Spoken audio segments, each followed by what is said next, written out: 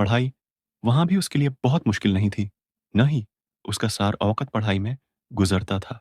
पहले की निस्बत उसे कुछ ज़्यादा वक़्त देना पड़ता था, मगर उसके बावजूद वो अपने लिए और अपनी सरगर्मियों के लिए वक़्त निकाल लिया करता था। वो वहाँ किसी होम सिकंदीज़ का शिकार नहीं था कि जो मैं घंटे पाकिस्तान को याद करता होता या पाकिस्तान के साथ इस तरह के इश्क में मुब्तला होता कि हर वक़्त उसके कल्चर की ज़रूरत और अहमियत को महसूस करता नहीं। अमेरिका उसके लिए कोई नई और अजनबी जगह थी, इसलिए उसने वहाँ मौजूद पाकिस्तानियों को तलाश करने और उनके साथ रवाबित बढ़ाने की दानिस्ता तौर पर कोई कोशिश नहीं की। मगर वक़्त गुज़रने के साथ-साथ खुद ब खुद वहाँ मौजूद कुछ पाकिस्तानियों से उसकी शनासाई हो गई।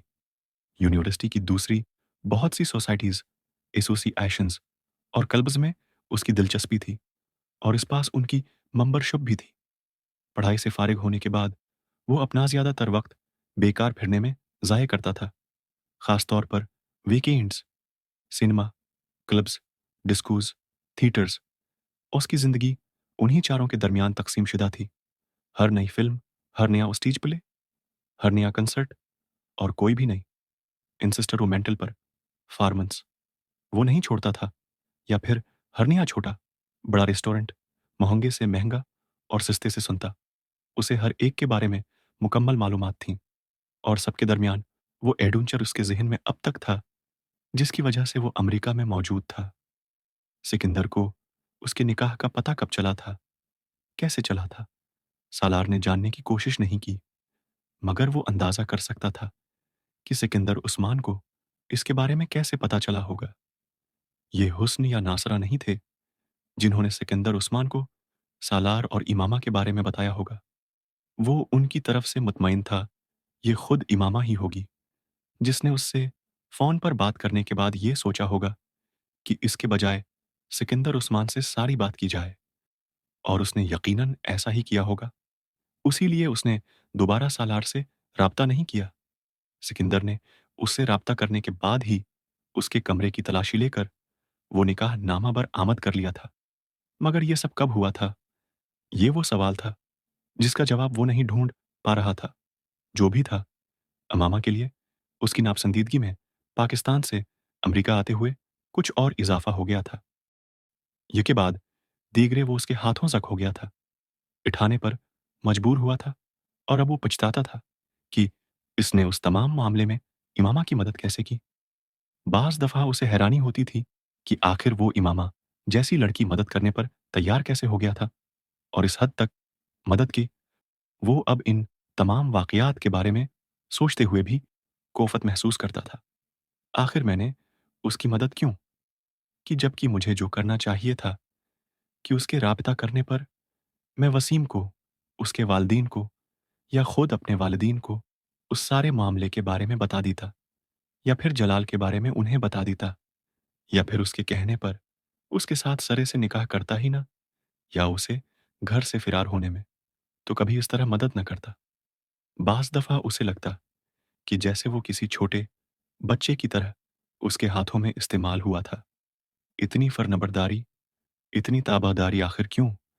जबकि वो उसके साथ कोई ताल्लुक या वास्ता नहीं रखती थी और वो किसी तरह से भी उसकी मदद करने पर मजबूर नहीं था। अब उसे वो सब कुछ एक एडवेंचर से ज़्यादा हमाकत लगता। वो किसी साइकोलॉजिस्ट की तरह के बारे में अपने मैं अपने रवैये का तजज़िया करता और मुतमईन हो जाता। अमामा के ज्यों-ज्यों वक़्त गुज़रता जाएगा, वो मुकम्मल तौर पर मेरे ज़हन से निकल जाएगी। न भी निकली, तब भी मुझे क्या फ़र्क पड़ेगा? वो सोचता। वक़्त गुज़रने के साथ-साथ यहाँ उसके हल्का अहबाब में इज़ाफ़ा होने लगा और उसी हल्का अहबाब में एक नाम साद का था। उसका ताल्लुक कराची से था। सालार की तरह वो भी अमीर-कबीर घराने से ताल्लुक था, मगर सालार के बरअक्स उसका घराना ख़ासांधी था। ये सालार का अंदाज़ा था। साद की हिस्स-मज़ाह बहुत अच्छी थी और वो बहुत हैंडसम भी था। न्यू हेवन में एक अमेरिकी दोस्त के तवस्सुत से उसकी मुलाकात सैद से हुई थी और उसकी तरफ दोस्ती में पहल करने वाला सैद ही था।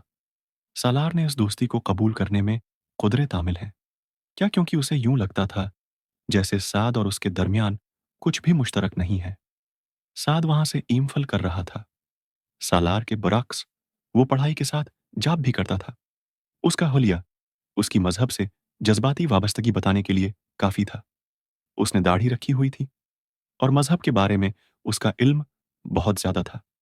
सालार ने ज़िंदगी में पहली बार किसी ऐसे शख्स से दोस्ती की थी जो मज़हबी था, 7-5 वक़्त की नमाज़ पढ़ता था और दूसरों को भी उसके लिए कहता रहता।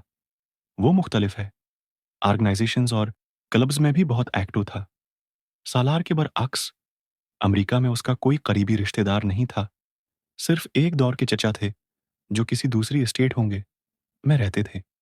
शायद इसीलिए अपनी तन्हाई को दूर करने के लिए वो बहुत ज़्यादा सोशल था।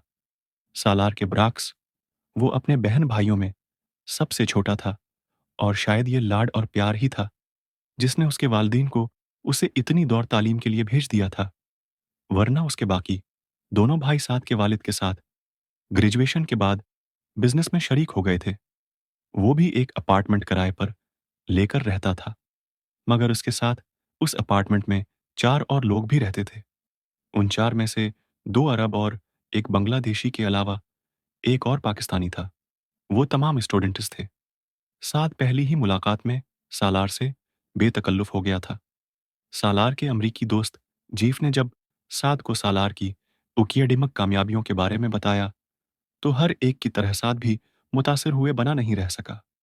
सालार को साद का चेहरा देखकर और ख़ास तौर पर उसकी दाढ़ी देखकर हमेशा जलाल का ख़्याल आता। दाढ़ी की वजह से दोनों में अजीब-सी मुमासिलत और मुशाबहत नज़र आती। कई बार दूसरे दोस्तों के अलावा साद भी वीकएंड पर इसके साथ होता। तुम मुसलमान हो, लेकिन मज़हब की सिरे से पाबंदी नहीं करते। साद ने एक दफ़ा सालार से कहा था, और तुम ज़रूरत से ज़्यादा मज़हबी हो। सालार ने जवाबा कहा, क्या मतलब? मतलब ये कि जिस तरह तुम 5 वक़्त की नमाज़ें पढ़ते रहते हो और हर वक़्त इस्लाम की बात करते रहते हो, ये कुछ ये कुछ ओवर एक्टिंग टाइप चीज़ हो जाती है। सालार ने बड़ी साफ गोई के साथ कहा, तुम थकते नहीं हो हर वक़्त नमाज़ें पढ़कर। ये फ़र्ज़ है। अल्लाह की तरफ से हमें हुक्म दिया गया है कि हम उसकी इबादत करें, उसे हर वक़्त याद रखें। साद ने ज़ोर देते हुए कहा। सालार ने एक जमाही ली। तुम भी इबादत किया करो, आखिर तुम भी मुसलमान हो। साद ने उससे कहा, मैं जानता हूं और इबादत न करने से क्या, मैं मुसलमान नहीं रहूंगा। उसने कुछ देखे लहजे में साद से कहा, सिर्फ नाम का मुसलमान बनकर जिंदगी गुजारना चाहते हो तुम? साद, प्लीज इस कस्म के फजूल टापक पर बात मत करो। मैं जानता हूं तुम्हें मजहब में दिलचस्पी है, मगर मुझे नहीं है। बेहतर है हम एक दूसरे की राय और जज्बात का ख्याल रखें और एक दूसरे पर कुछ ठौनसने की कोशिश न करें। जैसे मैं तुमसे ये नहीं कह रहा हूं कि तुम नमाज छोड़ दो, इस तरह तुम भी मुझसे ये ना कहो कि मैं नमाज पढ़ूं। सालार ने इंतहाई साफ गोई से कहा, तो साद खामोश हो गया। मगर कुछ दिनों बाद वो उसके अपार्टमेंट पर आया। सालार उसकी तवाज़ो के लिए कुछ लाने के लिए किचन में गया, तो साद भी उसके पीछे ही आ गया। उसने बातों हैं के दौरान फ्रिज खोल लिया और उसमें मौजूद खाने की चीज़ों पर नज़र दौड़ाने लगा। सालार पिछली रात एक फास्ट फूड आउटलेट से अपना पसंदीदा बर्गर लेकर आया था। वो फ्रिज में पड़ा था। साद ने उसे निकाल लिया। उसे रख दो, ये तुम ना खाना। सालार ने जल्दी से कहा। क्यों? साद ने माइक्रोवेव की तरफ जाते हुए पूछा। उसमें पूरक सूर का गोश्त है। सालार ने लापरवाही से कहा। मजाक मत करो। साद ठटक गया। उसमें मजाक वाली कौन सी बात है? सालार ने हैरानी से उसे देखा। साद ने जैसे फेंकने वाले अंदाज में प्लेट शेल्फ पर रख दी। तुम पूरक खाते हो? मैं पूरक नहीं खाता। मैं सिर्फ ये बर्गर खाता हूं क्योंकि ये मुझे पसंद है। सालार ने बर्तर जलाते हुए कहा। तुम जानते हो, ये हराम है। इस्लाम में? हाँ, और फिर भी अब तुम फिर वही तबलीगी वाज शुरू मत करना। मैं सिर्फ पूरक ही नहीं खाता, हर कस्म का गोश्त खा लेता हूँ। सालार ने लापरवाही से कहा। वो अब फरेज की तरफ जा रहा था। बोले, मुझे यकीन नहीं आ रहा। खैर, उसमें ऐसी बेयकीनी वाली क्या बात है? ये खाने के लिए ही होता है। वो अब फरीज में पड़े दूध के पैकेट को निकाल रहा था। हर चीज खाने के लिए नहीं होती। साथ कुछ तलमलाया। ठीक है, तुम ज्यादा मजहबी ना सही, मगर मुसलमान तो हो, और इतना तो तुम जानते ही होगे कि पूरक इस्लाम में हराम है, कम से कम एक मुसलमान के लिए। सालार खामोशी से अपने काम में मसरूफ रहा। मेरे लिए कुछ मत बनाना, मैं नहीं खाऊंगा। साद एकदम कचन से निकल गया। क्यों? सालार ने मड़कर उसे देखा। सादवाश बीसन के सामने खड़ा साबन से हाथ धो रहा था। क्या हुआ? सालार ने उससे कुदरे हैरानी से पूछा। साद ने जवाब में कुछ नहीं कहा। वो उसी तरह कलमा पढ़ते हुए हाथ धोता रहा। सालार छपती हुई नजरों से होंठ भींचे उसे देखता रहा। हाथ धोने के बाद उसने सालार, मैं तो इस फरेज में रखी कोई चीज नहीं खा सकता, बल्कि तुम्हारे बर्तनों में भी नहीं खा सकता। अगर तुम ये बर्गर खा लेते हो तो और भी क्या कुछ नहीं खा लेते होगे। चलो बाहर चलते हैं, वहीं जाकर कुछ खाते हैं। ये बहुत इंसल्टिंग है। सालार ने कुदरे नाराजी से कहा। नहीं, इंसल्ट वाली तो कोई बात नहीं है। बस मैं ये हराम गोशत नहीं खाना चाहता, और तुम इस मामले में परहेज के आदी नहीं हो। साद ने कहा, मैंने तुम्हें यह गोश्त खुलाने की कोशिश नहीं की। तुम हो नहीं खाते, इसलिए मैंने वो बर्गर पकड़ते ही तुम्हें मना कर दिया। सालार ने कहा, मगर तुमको तो शायद कोई फोबिया हो गया है। तुम इस तरह री-एक्ट कर रहे हो जैसे मैंने अपने पूरे फ्लैट में इस जानवर को पाला हुआ है और रात दिन उन्हीं के साथ रहता हूं। सालार नाराज सा हो गया। चलो बाहर चलते हैं, साद ने उसकी नाराजगी को खत्म करते हुए कहा। बाहर चलकर कुछ खाएंगे तो मैं बल पे नहीं करूंगा, तुम करोगे। सालार ने कहा, ठीक है, मैं कर दूंगा, नो प्रॉब्लम, तुम चलो। साद ने इत्मीनान का सांस लेते हुए कहा, और अगली दफा तुम मेरे अपार्टमेंट पर आते हुए घर से कुछ खाने के लिए लेकर आना। सालार ने कुदरे तंजिया लहजे में उससे कहा, अच्छा ले आऊंगा। साद ने कहा। वो उस वेक एंड पर झील के किनारे बैठा हुआ था। उसकी तरह बहुत से लोग वहां फिर रहे थे। वो कुछ देर है उधर उधर फिरने के बाद एक बेंच पर आकर बैठ गया। बहुत लापरवाही से एक आइसक्रीम स्टक खाते हुए वो उधर उधर नजरें दौड़ाने में मसरूफ था, जब उसकी तौजा 3 साल के एक बच्चे ने अपनी तरफ मबजूल कर ली। वो बच्चा एक फुटबॉल के पीछे दौड़ रहा था, और उससे कुछ फासले पर सियाह हिजाब ओढ़े एक लड़की खड़ी थी, जो मुस्कुराते हुए उस बच्चे को देख रही थी। वो वहां वो वहां मौजूद बहुत से एशियन में से एक थी, मगर हिजाब में मलबूस वाहिद लड़की थी। वो लाशोरी तौर पर उसे देखे गया। वो बच्चा फुटबॉल को पांव से ठोकर लगाते हुए आहिस्ता आहिस्ता उसकी बेंच की तरफ आ गया था। एक और ठोकर ने बाल को सीधा सालार की तरफ भेज दिया। किसी गैर उरादी अमल के तहत सालार ने इसी तरह बैठे बैठे अपने दाएं पांव में पहने हुए जागर की मदद से उस बाल को रोका, और फिर पांव हटाया नहीं, बल्कि इसी तरह फुटबॉल पर ही रखा। मगर इस बार उसकी नजर उस लड़की की बजाय उस बच्चे पर थी, जो तेज रफ्तारी से उस बाल के पीछे उसकी तरफ आया था। उसके बिल्कुल पास आने की बजाय वो कुछ दूर रख गया। शायद वो तवक्का कर रहा था कि सालार बाल को उसकी तरफ लड़का देगा, मगर सालार उसी तरह फुटबॉल पर एक पांव रखे बाएं हाथ से आइसक्रीम खाते हुए दौड़ खड़ी उस लड़की को देखता रहा। शायद उसे तवक्का थी कि अब वो करीब बे आएगी। ऐसा ही हुआ था। कुछ देर तक उसे फुटबॉल ना छोड़ते देखकर वो हो गई। लड़की कुछ हैरानी से आगे उसकी तरफ आई थी। ये फुटबॉल छोड़ दें, उसने करीब आकर बड़ी शाइस्तगी से कहा। सालार चंद लम्हे उसे देखता रहा। फिर उसने फुटबॉल से अपना पांव उठाया और वहीं बैठे बैठे फुटबॉल को एक जोरदार लत लगाई। फुटबॉल उड़ते हुए बहुत दौर जा गिरी। कुक लगाने के बाद उसने इत्मीनान से उस लड़की को देखा। उसका चेहरा अब सुर्ख हो रहा था, जबकि वो बच्चा एक बार फिर इस फुटबॉल की तरफ भागता जा रहा था। जवाब कहीं नजर नहीं आ रही थी। उस लड़की ने ज़ेर लब उससे कुछ कहा और फिर वापस मुड़ गई। सालार उसके मुंह से निकलने वाले अल्फाज को सुन या समझ नहीं सका, मगर उसके सुर्ख चेहरे और तासरात से वो ये अंदाजा बखूबी लगा सकता था कि वो कोई खुशगवार अल्फाज नहीं थे। उसे अपनी हरकत पर शर्मिंदगी भी हुई, मगर जल्द ही अंदाजा हो गया कि उसने ये हरकत क्यों की। वो लड़की इमामा से मुशाबहत रखती थी।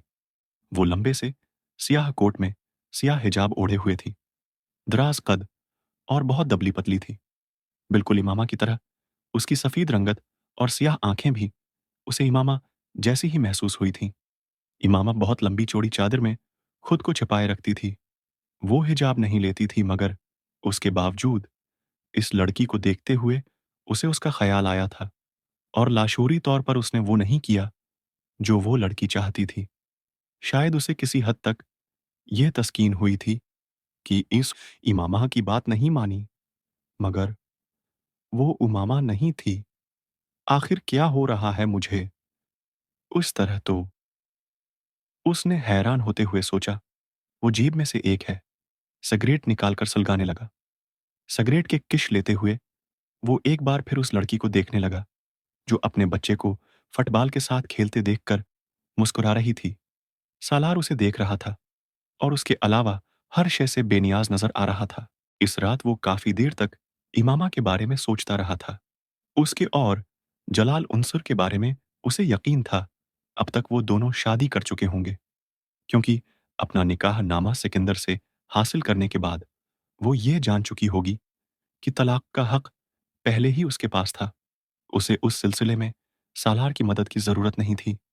ये जानने के बावजूद कि जलाल उनसुर उसके कहने पर भी इमामा से शादी पर तैयार नहीं हुआ था, उसे फिर भी न जाने क्यों ये यकीन था कि जलाल उनसुर एक बार अमामा के पास पहुंच जाने पर उसे इनकार नहीं कर सका होगा।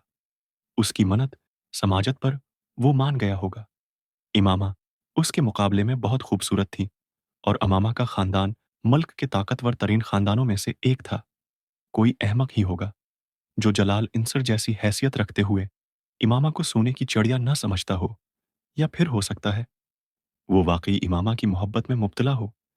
जो भी था, उसे यकीन था कि वो दोनों शादी कर चुके होंगे, और पता नहीं किस तरह बाशम मुबीन की आंखों में धूल झोंक कर छपने में कामयाब हुए होंगे। या ये भी मुमकिन है कि हाशिम मुबीन ने अब तक उन्हें ढूंढ निकाला हो। मुझे पता तो करना चाहिए इस बारे में, उसने सोचा, और फिर अगले ही लम्हे खुद को झड़का। फारगार्ड, सीख सालार, दफा करवा से, जाने दो, क्यों ख्वाम ख्वा उसके पीछे पड़ गए हो? ये जानकर आखिर क्या मिल जाएगा कि हाशिम मुबीन उस तक पहुंचे हैं या नहीं? उसने बेअख्तियार खुद को झड़का, मगर उसका तजस खत्म नहीं हुआ। वाकई मैंने यहां आने के बाद यह जानने की कोशिश क्यों नहीं की कि हाशिम मुबीन अब तक उस तक पहुंचे हैं या नहीं? उसे हैरानी हो रही थी। मेरा नाम ओपेस एडवर्ड है। वो लड़की उसकी तरफ अपना हाथ बढ़ाते हुए बोली थी। वो इस वक्त लाइब्रेरी की बुक शेल्फ से एक किताब निकाल रहा था जब वो उसके करीब आई थी। सालार सिकंदर, उसने विंस से हाथ मिलाते हुए अपना तारुफ करवाया। मैं जानती हूं तुम्हें तारुफ की जरूरत नहीं है, वीन्स ने बड़ी गर्मजोशी से कहा।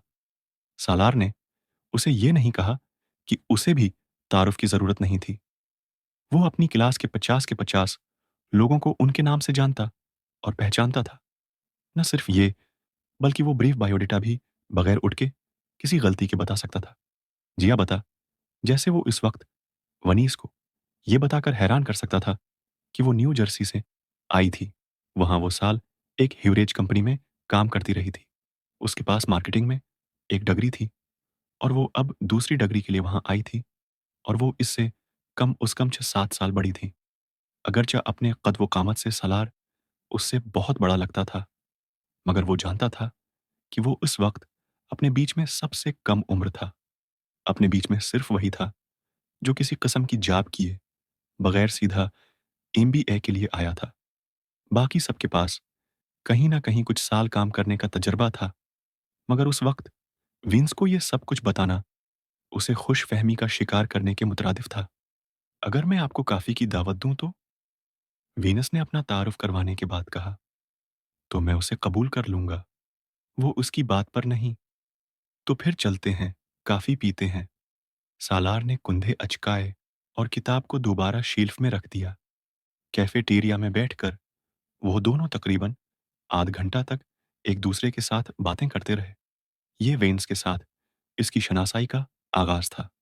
सालार के लिए किसी लड़की के साथ ताल्लुकात बढ़ाना कोई मुश्किल काम नहीं था। वो ये काम बहुत आसानी से कर लिया करता था।